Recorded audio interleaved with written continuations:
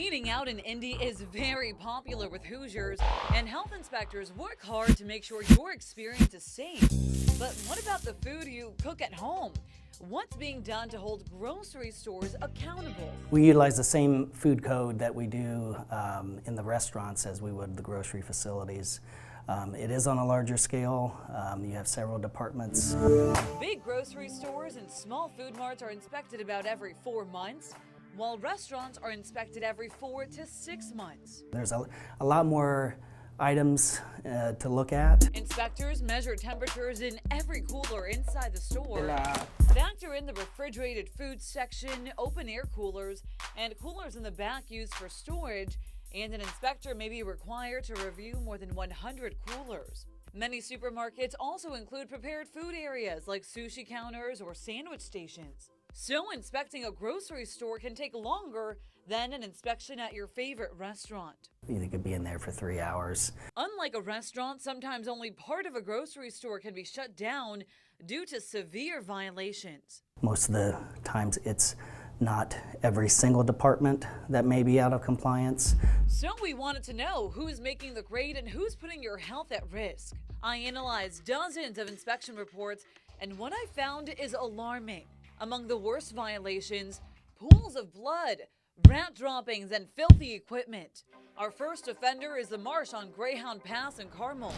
On December 3rd, inspectors found 12 critical and 34 non-critical violations. That's the most in Hamilton County out of all supermarkets and restaurants. So you guys went from 2 in December of 2015 to 46 in December of 2016. Mm-hmm. Do you know why there was such an increase? We had changes in management and just a little law. The inspector found employees in the deli didn't know how to wash their hands or clean properly. They also didn't know about the right temperature controls and sanitation. A sewage smell was detected in the deli, and the fish department's walk-in cooler was dirty. Employees were ordered to clean every piece of equipment due to heavy soil buildup. We've fully corrected every issue that we've ever had. And they did. A follow-up inspection on January 19th found 1 critical and 5 non-critical violations. We head to the south side for our next offender, Eden Asian Grocery Store on Madison Avenue, where our cameras were allowed in the back of the store. The health department fined this place $500 on December 20th after the inspector discovered a large package of whole meat thawing in a pool of blood, cutting boards soiled with blood, and a freezer also covered with blood. The owner talked to me on the phone. So you're saying that you fixed everything? Yeah. The owner's wife walked us to their back room and cooler to show us their progress. A follow-up inspection at Eden Grocery Store on January 4th found no violations. Our last place is the Family Dollar on the near west side, which sells a lot of pre-packaged food and has been fined 3 times by the health department since November. Inspectors repeatedly found rodent droppings in the back storage room, on candy shelves, below a soda cooler, and on chip shelves. During our visit, we tried to talk to the manager. The store was first fined $500 on November 4th for 6 critical and 12 non-critical violations. On November 21st, they received a $550 fine, and 8 days later, they got another $500 fine.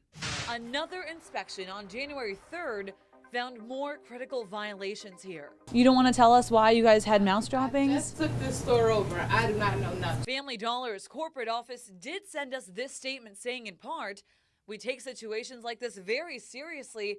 We have been working directly with the health inspector and pest control services to resolve the issue." The Marion County Health Department is now taking the store to court to get them to pay the mounting fines. They also want to see a long-term solution put in place to get the store up to code. Health inspectors warn shoppers need to be vigilant. If you see equipment piling up or not getting cleaned properly, those could be red flags. Supermarkets are so large that it's next to impossible for them to get through an inspection without finding something wrong.